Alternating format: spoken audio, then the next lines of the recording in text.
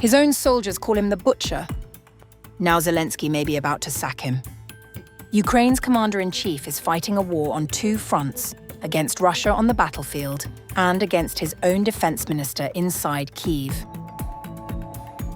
The defense minister is already gone. Thousands are in the streets. Ukraine's wartime leadership is facing its biggest crisis since the invasion began.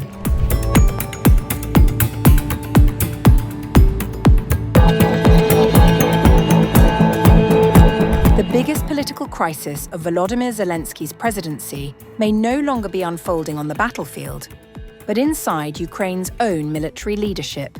After dismissing his defense minister, the Ukrainian president is now reportedly weighing an even more dramatic decision: removing the country's Commander-in-Chief General Oleksandr Syrskyi as he seeks a way out of the deepest military leadership crisis since Russia's full-scale invasion. According to a senior administration official, Zelensky is gathering senior military commanders this weekend to assess the battlefield situation and interview potential candidates to replace Syrskyi. The president is said to be open to removing the commander if a successor can ensure a smooth transition while maintaining Ukraine's defense along the 1,200-kilometer front line. The development comes only days after Zelensky dismissed Defence Minister Mykhailo Fedorov following a bitter dispute between the two men.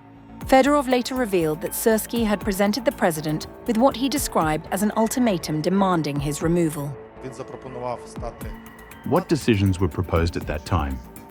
These were radical personnel decisions. They involved replacing both the Commander-in-Chief and the Chief of the General Staff. Today, I promised that we need to talk like adults.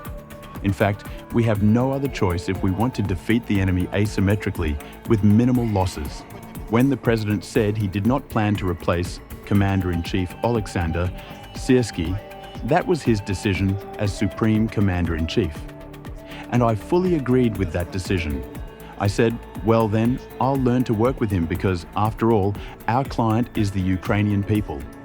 Speaking at a press conference, Fedorov accused Syrskyi of blocking reforms within the defense ministry and enabling corruption. While praising the general's role in defending Kyiv and leading successful counter-offensives in Kharkiv and Kherson during 2022, he argued that Ukraine now needed a new military leadership better suited to the changing nature of the war.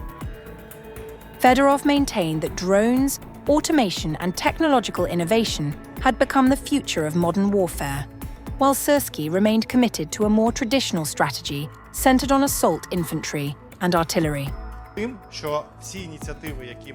But we've run into the fact that all the initiatives we propose have started to be blocked. And Syrskyi, given all the problems we've discussed today, is not ready to speak openly about these issues face to face. He's willing to attend meetings in person and engage in intrigue. The dispute has triggered an extraordinary public backlash. Thousands of demonstrators gathered outside the presidential administration in Kyiv on Friday night, with similar protests taking place in Lviv and Odessa. Protesters chanted "Syrskyi out," while military veteran Dmytro Kozyatinsky, one of the organizers, called for Syrskyi's dismissal and Fedorov's reinstatement. Zelensky himself acknowledged the breakdown in relations between the two leaders, saying they would not even sit down together without him acting as mediator. Syrskyi, who took command of Ukraine's armed forces in February 2024 after the dismissal of Valery Zaluzhny, has earned the nickname the Butcher among some soldiers because of his willingness to accept heavy casualties in pursuit of military objectives. Meanwhile, Ukraine's Western partners and NATO officials had worked closely with Fedorov and supported his reform agenda, making his removal an unexpected development. As Ukraine continues fighting Russia, the growing struggle inside its own leadership now threatens to overshadow battlefield gains. Whether Zelensky chooses to replace the commander-in-chief or retain him, the decision could shape not only Ukraine's military strategy, but also confidence in its wartime leadership at one of the most critical moments of the conflict.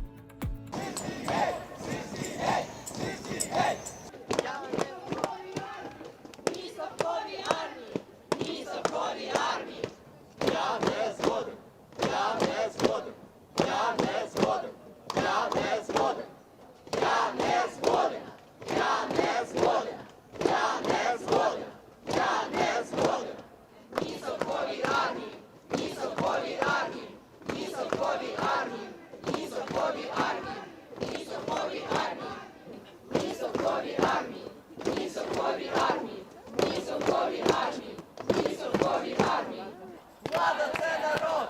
Влада – це народ! Влада – це народ! Влада – це народ!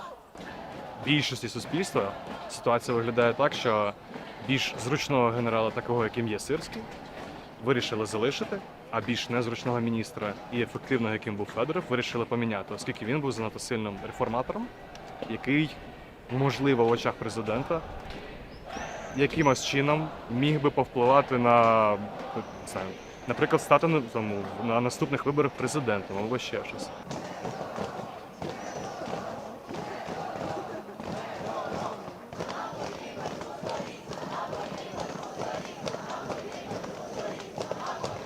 А найбільше, що обурює конкретно мене, це те, що у нас абсолютно відсутня комунікація між владою і народом України. Чому конкретно сталася заміна міністра оборони? Це мій голос!